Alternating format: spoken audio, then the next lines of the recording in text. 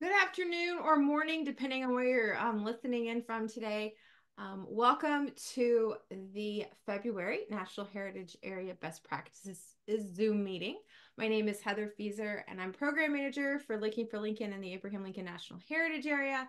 And one of the coordinators for the Best Practices calls. Today, we're going to be talking about volunteer programs in national heritage areas, and we have two different people presenting from two different national heritage areas. Mira Cardenas is going to share about the volunteer programs at Ohio and Erie Canalway National Heritage Area. And Swan Pongwinnerin is going to share about volunteer programs at Mountain to Sounds National Heritage Area. So just if you're new to the calls, basically how this is going to go is I'm going to have Mira talk first, and then we're going to bounce it to Swan, and then we'll open it up for questions and comments and discussion after we get through both presentations. And if you do have questions as we're going along, you can feel free to type them in the chat, and I will facilitate that when we get to the Q&A portion. So without any further ado, Mira, I'm going to turn it over to you. Great. Thank you. Hi, everybody. As Heather said, my name is Mira Cardenas. I'm the Executive Director for the nonprofit called Canalway, and we are one of two nonprofits that coordinate the Ohio and Erie Canalway National Heritage Area. So I'm going to go ahead and share my screen, which worked really good in the test.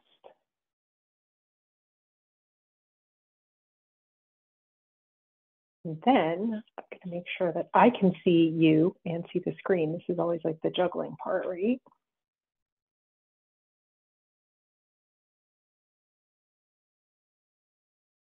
Okay, there we go. Everybody see everything okay? Great.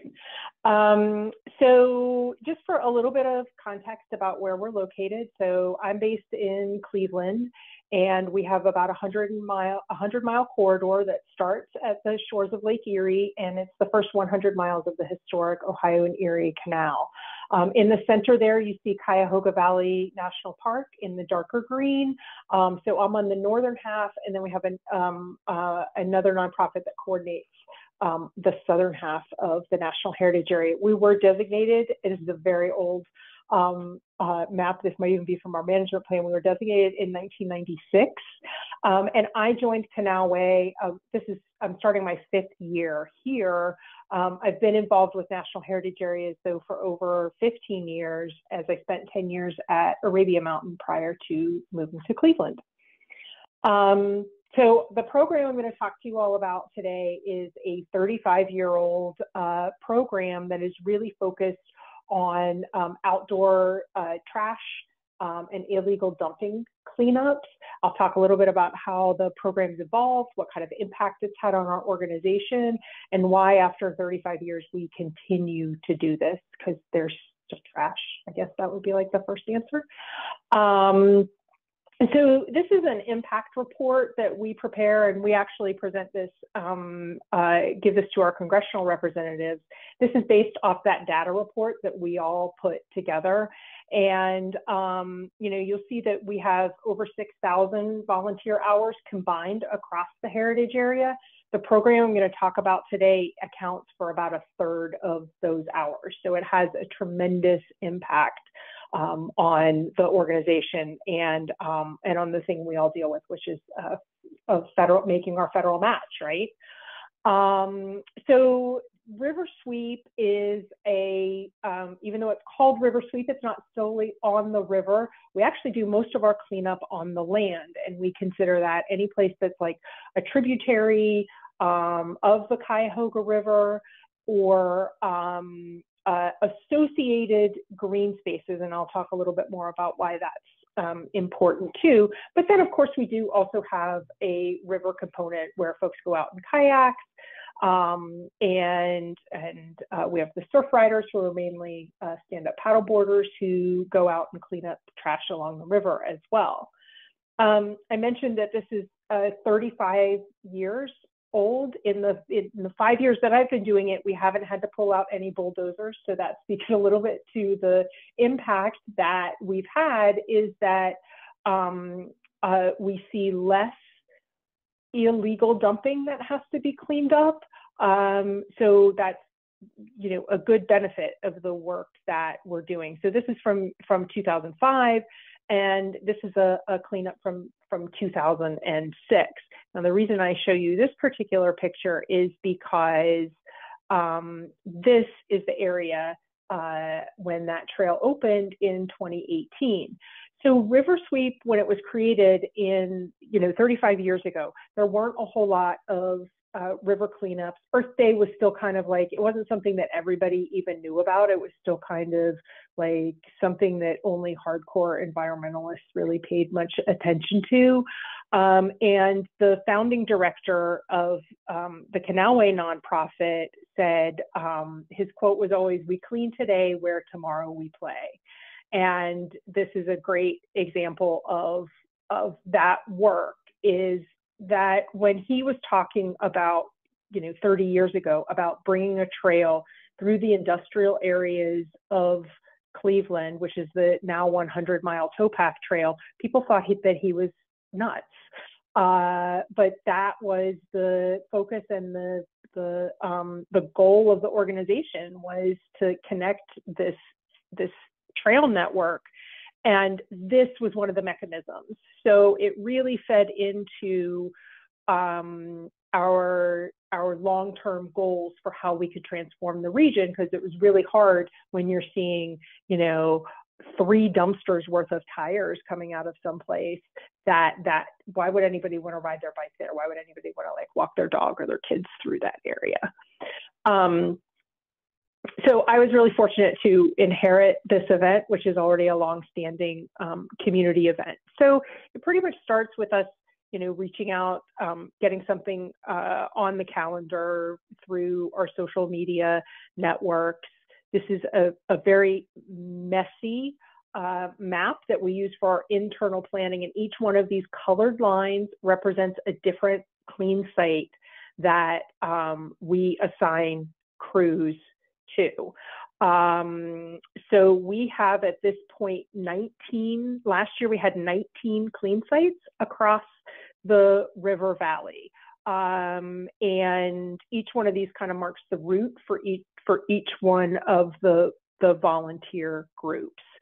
So we use kind of this model of, there's Canalway at the top, and then we work with community organizations in the middle there to identify clean sites, and also to serve as the captain of a particular site, because we have a 4-member staff at Canalway, and we couldn't possibly be at 19 different clean sites. And then, we have the groups that go out under those folks. We use a system called Sign Up Genius to register everyone for all the different clean sites. We'll release our clean sites for this year at the end of March. We'll have a planning meeting with all the community leaders in 2 weeks, and then we release the clean sites in March.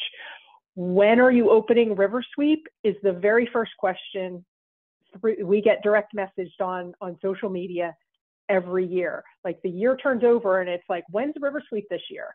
So that's why that save the date has been really important to us too. Sign Up Genius also allows us to do things like collect t-shirt sizes and put a waiver in there, so that all their waivers are signed up before they even arrive on the site.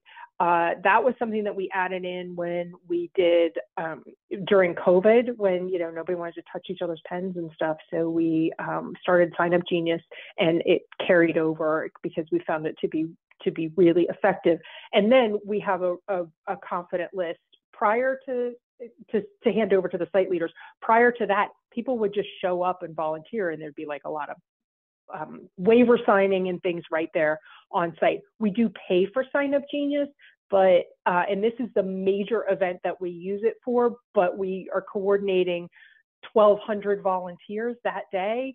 So we find it to be very valuable, even if we're only using it in depth one time a year.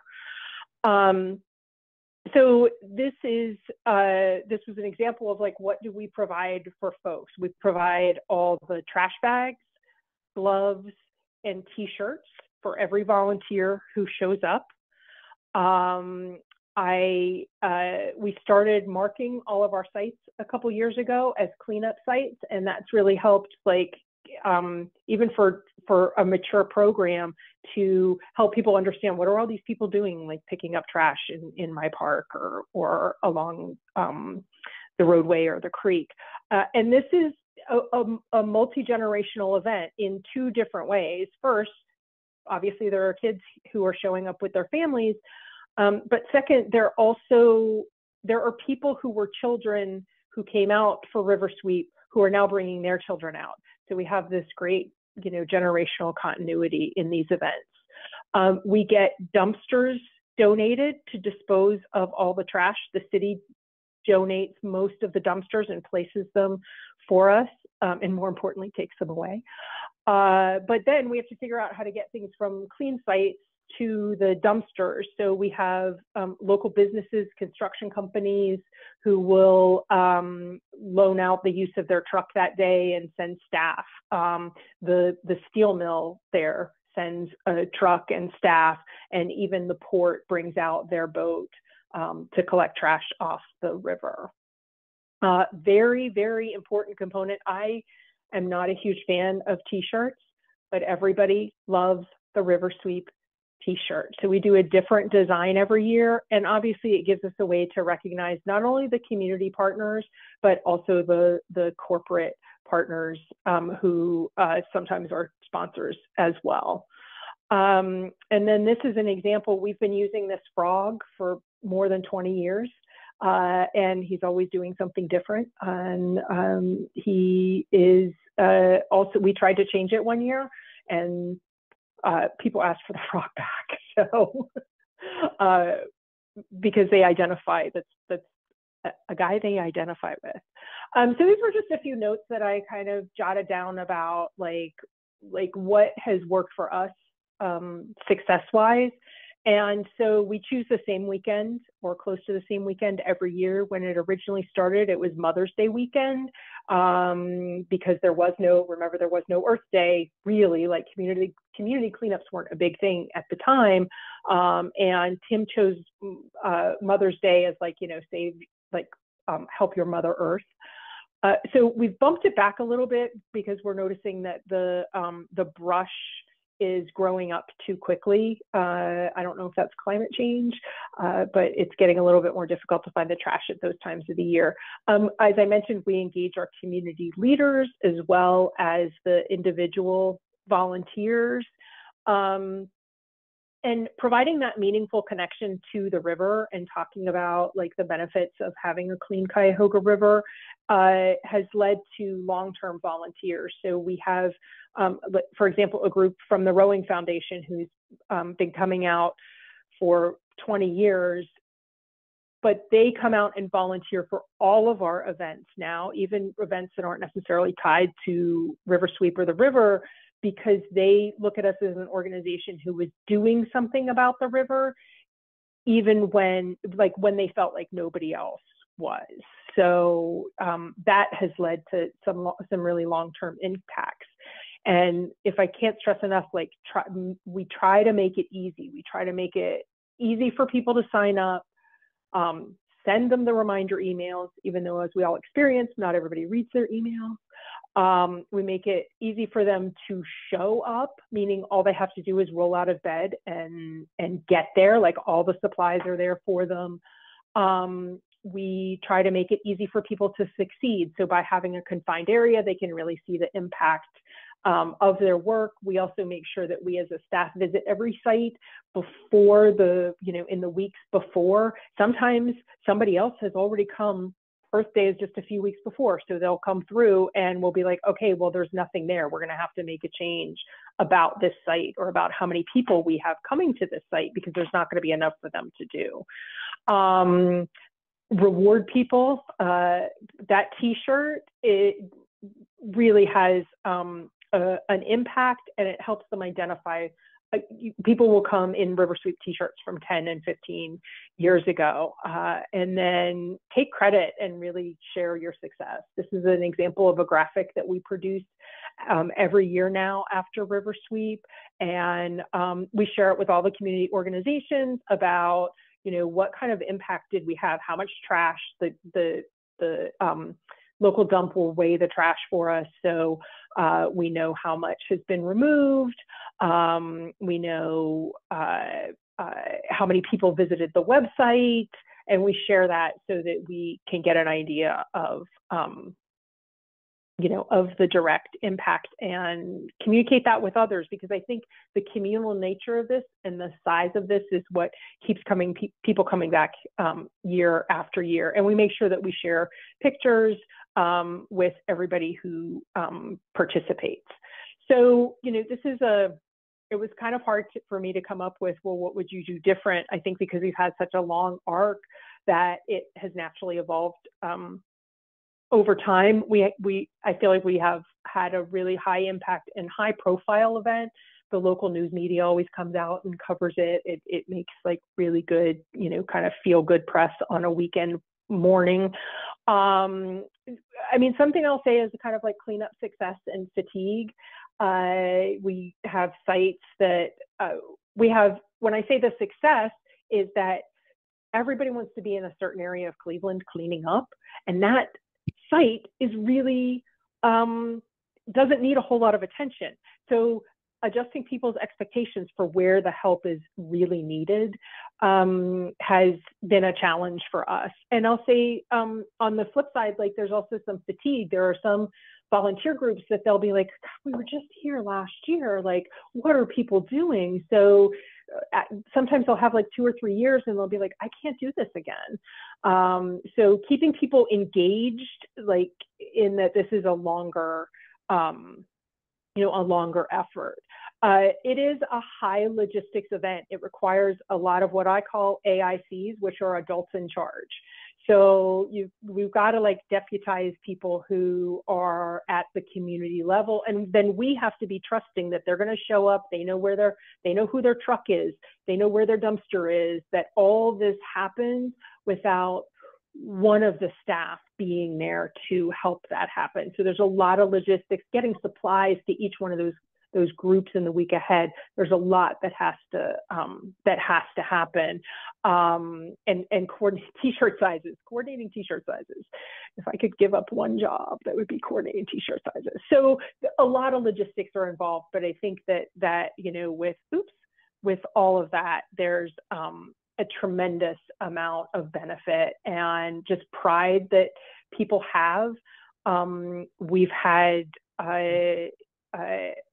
over the course of the 35 years, we've had about 25,000 volunteers come out. We've converted about 14 miles of area where we used to clean are now trails, and about 400 acres of parkland used to be clean sites, and now we don't need to clean those areas anymore. And we have about 25 acres that we'll be adding to that total in the next year. So that's an overview of the Ohio and Erie Canalway River Sweep project. So thank you all for your time and attention, and I'll pass it over to Swan.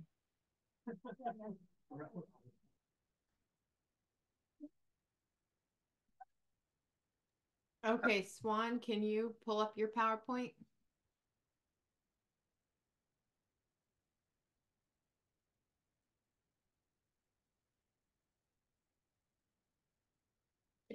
Hi, can everyone see that okay?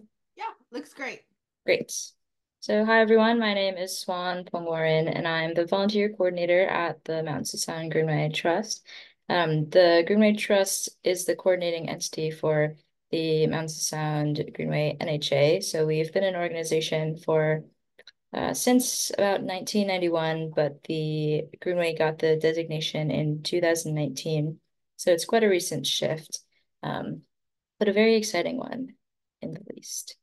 So, okay, here is a nice watercolored hand-drawn picture of the Greenway NHA. It's very cool. We've got the Greenway NHA tucked into Washington. You can see that on the right top corner there. And it seems pretty small, but Washington's a pretty large state. The NHA is about 1.5 million acres, which is two Rhode Islands. I had to look that up, but I thought that was a pretty fun fact. Yeah, and so we have about 24 staff members, and then about 15 to 20 seasonal members throughout a portion of the year. And you can imagine how that works with this large of a landscape. So it's towards the central Washington eastern area of the NHA. We have two team members on that side contingency, adding another one, and then everyone else works towards the west side over there in Seattle, around the Puget Sound. So the main functions of the organization are and goals are to really connect the people to the landscape by, of course, amplifying the history and heritage, and then staying connected to active stewardship. Most of the people in Washington grew up going on hikes, being in nature, exploring, cycling, and then being connected to the salmon ecosystems as well. As someone who moved here about 4 years ago, that was quite a shock for me. I'm from the East Coast where, I didn't grow up learning about tribal history or salmon and not being close to big hikes at all. So that was all new, but people really, really value and enjoy the nature and the resources out here. And so Greenway is just an organization who connects people to nature, and especially people who historically haven't had quite the connections to natures before. So we're really big on communities and partnerships as well. Going along with that, the volunteers we have out. So the volunteer program within the organization is tucked into the fields teams program. So everything we do is on the ground. We have a restoration team, we have a recreation trails team, education, and then of course the volunteer program. All these pictures are from volunteer events from recent years. We do restoration, which I've been talking about, with restoring ecological landscapes with plants. So throughout the year, and we'll kind of do this on like a seasonal scale. So in winters, we pot bare-rooted plants in our native plant nursery with volunteers. And then in the summertime, we'll do introduced plant species removal, which that can be like Himalayan blackberry or English ivy.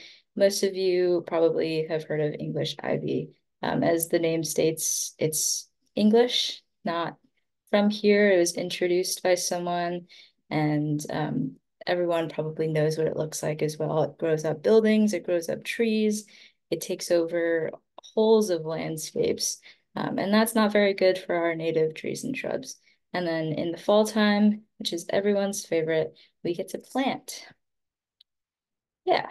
And we do some recreation trails maintenance as well.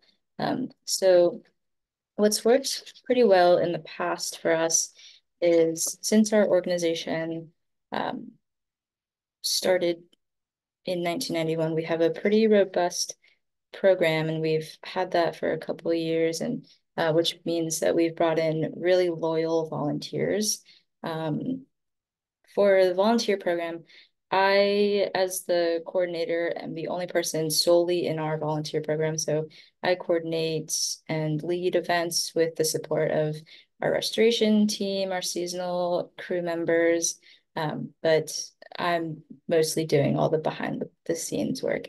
In 2023, we had just under 4,000 volunteers come out to do maintenance on the landscape, which is awesome. And then a big part of that is connecting these large events with community members and community partners as well, to try to broaden the audience of the outdoors. Historically, volunteers have been people who may have retired early or who just have more time in their week and schedule to come out and spend time on the landscape, while other people who don't have that time might be working more or taking care of their kids, something like that. But we want to make sure that the outdoors are super accessible, especially in a place like Washington, where if you live in the city in Seattle, it takes 25 minutes to get to a beautiful nature hike. And then some challenges we've had recently, I would say the landscape is humongous, 1.5 million acres. It takes from Seattle to the other end in central Washington. It takes a couple hours to drive out. And with our 24-person staff, sometimes the landscape gets lost within us. And that's why we have our partners to rely on. So within the Greenway, there is the word trust in our organization, but we don't own any of the land. All of this land is owned by public entities or private entities, mostly public due to the great work of our partners in the Greenway over the years. But this land belongs to the U.S. Forest Service, Washington State DNR, Department of Resources, Washington State Parks, and et cetera.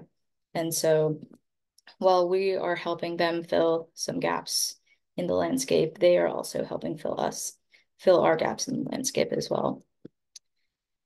Yeah, and then through COVID, we had to put our volunteer program and lots of field teams programs on hiatus just because, we couldn't gather people together. It was an unknown time and we just shut down the volunteer program completely. And then in 2022, I came on as the volunteer coordinator and we tried to revamp the program and kind of revive it and re-engage folks, which was a little tougher than we thought, just because people realized how grateful they were for the outdoors, which is incredible, but then just wanted to go off and do it themselves, while we still had work to do on the landscape, which is, it helps people realize how important it is, but then also we have to get people together. But some changes that we've had throughout the years, we are adding another person to the East Side contingency, and then we're adding our first seasonal volunteer specialist member to my team, which is super helpful. And you can see I wanted to put a variety of pictures here just for an example. So on the top right here, we've got some trail and restoration maintenance at one of our large events in the summer. The lady is holding a sword fern, which they're going to be placing into this beautiful, nice trail area, and it'll be able to be used for recreation.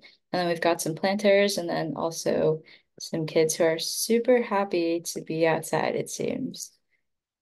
Yeah. And then another thing that the Greenway is always trying to accomplish is connecting with our partners and communities that we haven't reached in the past. So in the past years, the Greenway has gotten really, really good at reaching specific audiences who have really great return and want to volunteer and are happy to come back year after year. And that's wonderful. But we also want to reach people who don't necessarily know that they can volunteer and that the outdoors are anywhere and are so accessible. So that's why we build such community partnerships, and it's not just about us, it's about our community members, our partnerships, relations, land managers, and everything that comes to make the Greenway what the Greenway is. So yeah. The volunteer program is wonderful.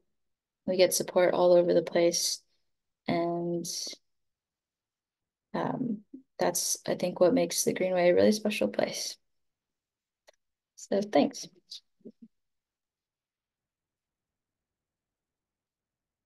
Well, I want to thank Mira and Swan. So now it's time to ask questions.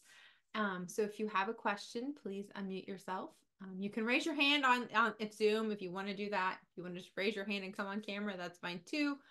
But if you have a question, you can ask it or you can type it in the chat, which I'm also monitoring. And I actually do have a question to kind of get things going. And it's actually for both Mira and Swan, so you guys can take turns answering it. So I noticed in both, I know, Mira, in your talk, you talked about having like multi-generational families. But do you, for both of your events, do you actively recruit like youth organizations to participate as well in the cleanup, like in like your cleanup or restoration projects? That's my questions. Like, do you specifically target like youth organizations to get them involved? Question. Juan, do you want to go first? Sure. Yeah. I would say, so with our education program, they specifically target youth, fourth grade through 12th grade through high school internships and then stewardship, where they do in-class lessons and then bring them out into the field to show them hands-on in-field lessons as well. We have lots of classrooms who reach out to volunteer, bring their students out on field trips to do stewardship. So I would say a good amount of our volunteers are youth. I think maybe 30 or 40% of our volunteers last year were youth. Okay, thanks. Mira? Wow, that's really impressive. Specifically for River Sweep, actually, no, we don't really target youth volunteers on a regular basis. The group you saw pulling the tires out with like the 3 dumpsters, that was a high school like sciences program that started coming out with us, well, that was from 2006. So they've been out there at least that long.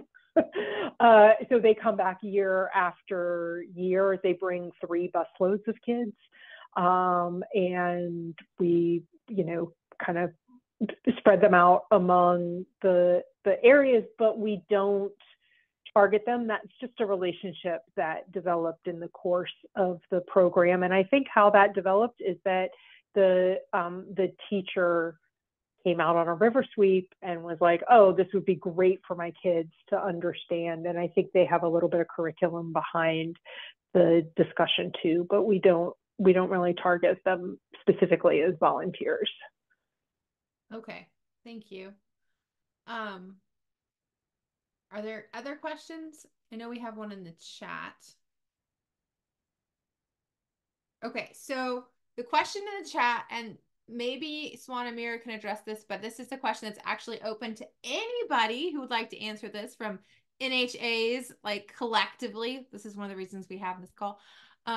So the question is, if anyone uses volunteers in education and interpretation programs or events, and if so, what does that volunteering look like? Challenges and successes.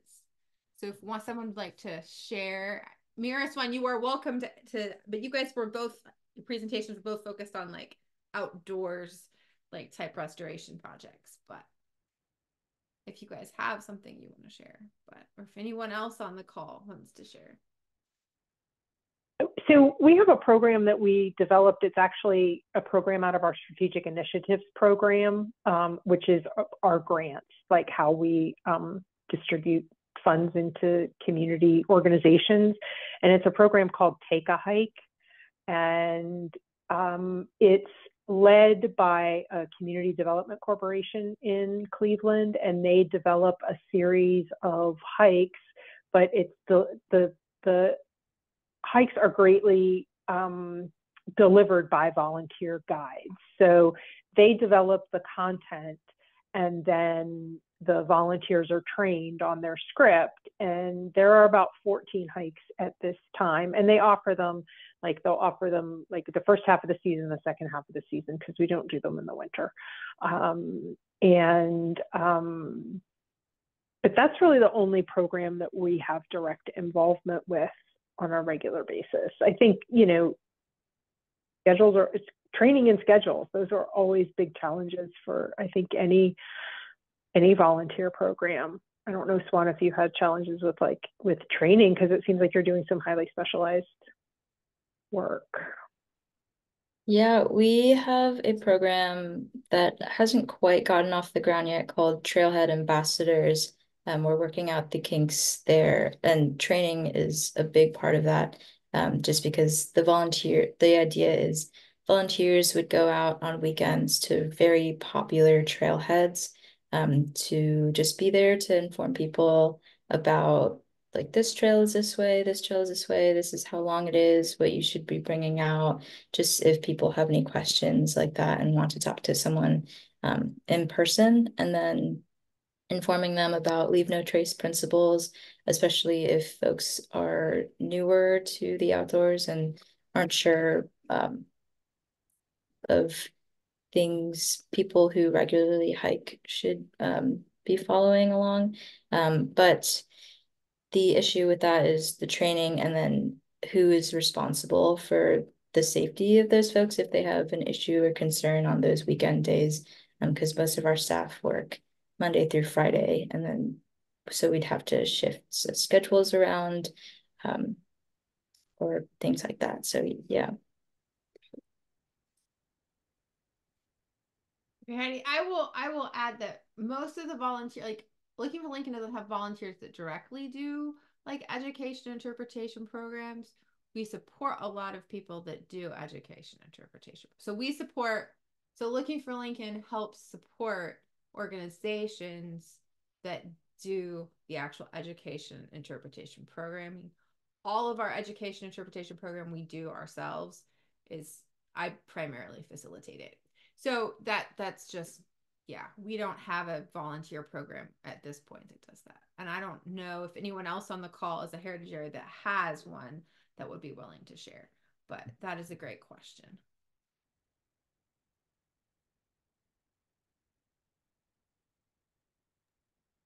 All right, are there, oh, Molly, you might have a question. Yeah, so we do have a volunteer program that does interpretation. We have a couple of them. So we have volunteers that are our bikeway ambassadors who lead interpretive bike rides. And we can really leverage the skills that our volunteers are bringing to the program. And so they have a training on customer service, on the bikeway, on things like that. But we have some who are geologists, and we work with them to develop the program so that they can lead a program on what their skill set is. But they're very much leading an interpretive program, and we offer interpretive training for them. Wow. Oh, and what heritage are you with? Blackstone River Valley National Heritage Corridor. Well, thank you for sharing. Yeah.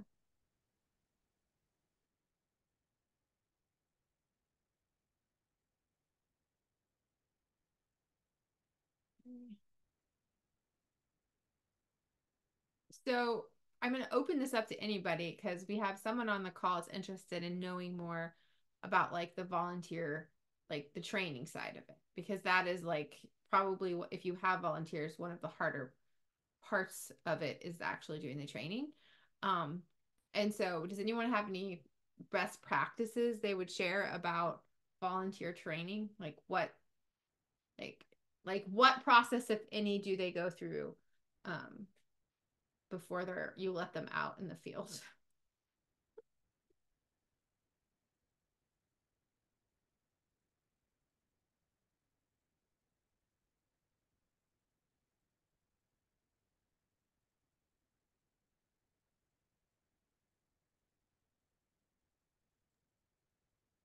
I can jump in. Hi, everyone. Caroline here. I work with Swan at the Greenway Trust. I know that as part of our Trailhead Ambassador program, when we were starting initially the pilot project for that, we did a webinar to kind of launch the program to see who was interested, because there was nothing really like that in our National Heritage area before, and we had only heard like murmurings from land managers who were like, this is definitely needed, this education.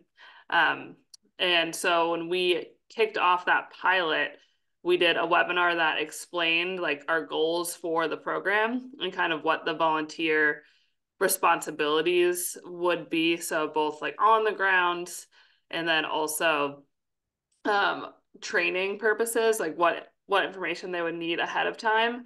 So we tried to be really clear about what the role was itself and then what the goals that the role was achieving. And there was so much interest from that we weren't really expecting. There were like hundreds of people who signed up for the webinar, that then we decided to put out an interest form for people to fill out, and that helped kind of narrow down people's experience. We asked questions about what their approach to public engagement was, to kind of give us a sense for where the volunteers were coming from, and then maybe what type of training they would then need, because this program specifically was really public facing. And I think that interest form was really helpful. So and that was just, it wasn't an application, but it was mainly like a way for us to narrow down what's the more realistic number of people interested, and then even further, how can we make our training a little bit more catered to the group of people who were interested based on their responses. So I'd say that interest form was an added element to training that we benefited from.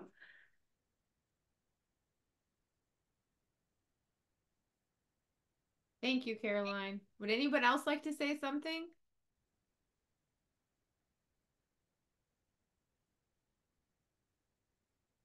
Okay, are there additional questions?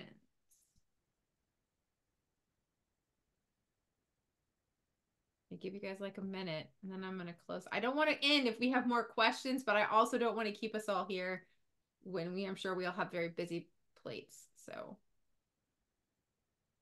I have a question for Mira.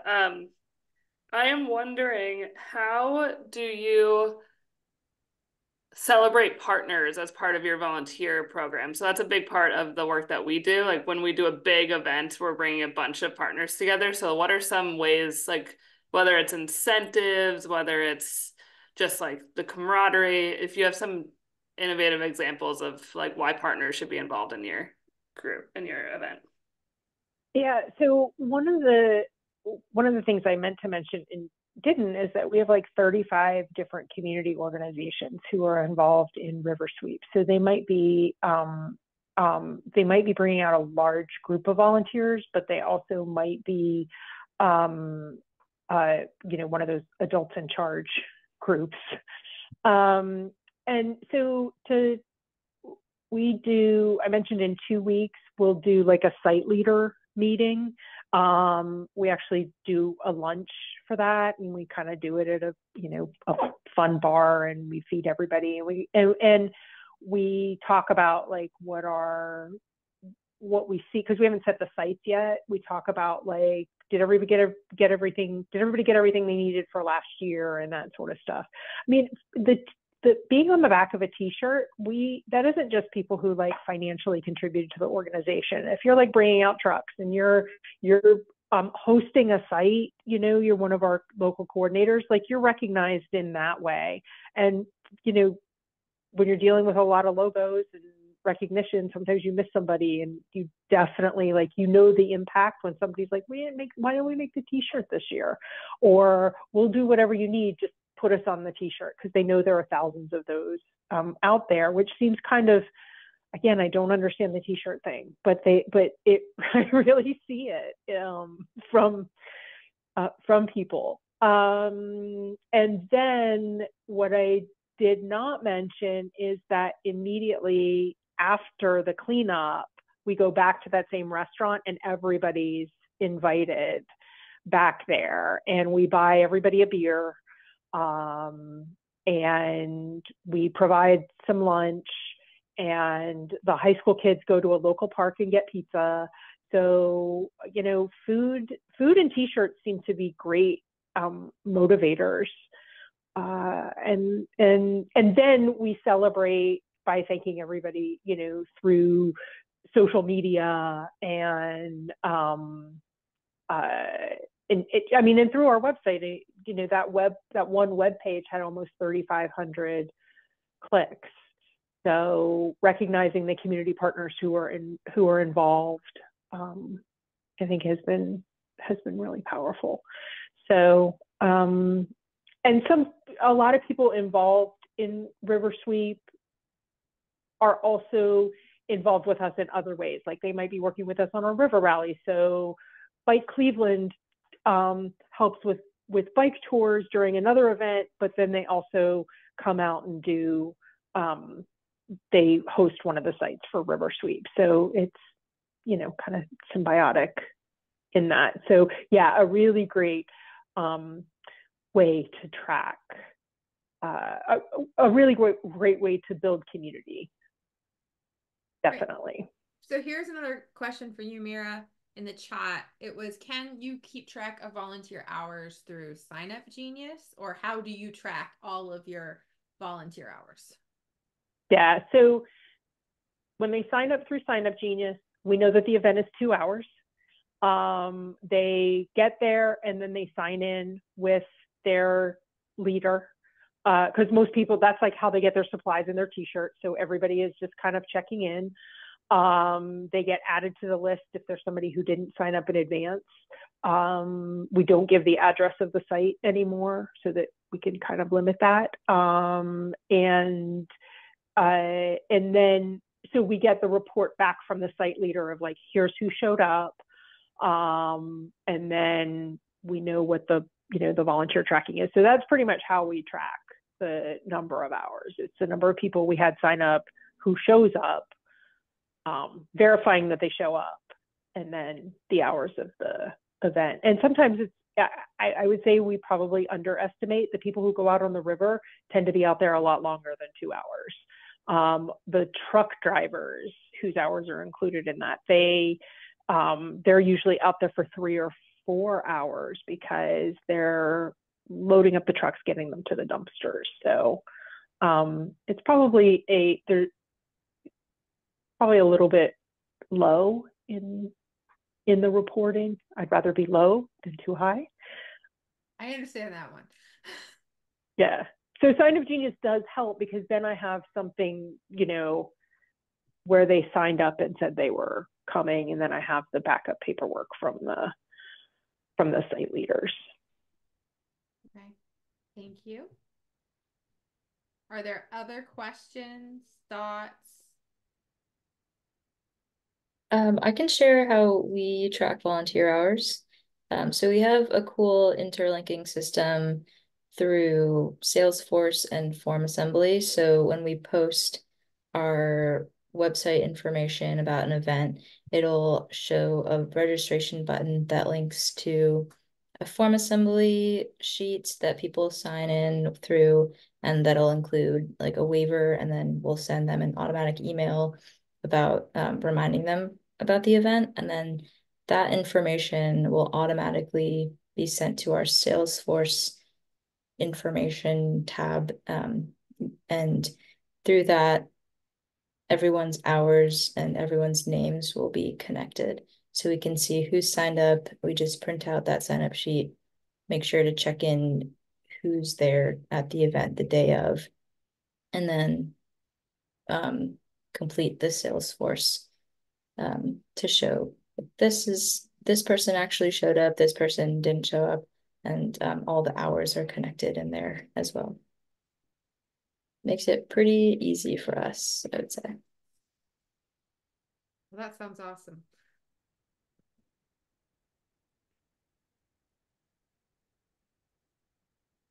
All right, one more call for any questions. All right, well, I'd like to thank everyone for tuning in to the February National Heritage Area Best Practices Call. Thank you all so much for sharing. Mira and Swan, you guys did wonderful. And for everyone else who asked a question or or helped answer questions. We really appreciate it.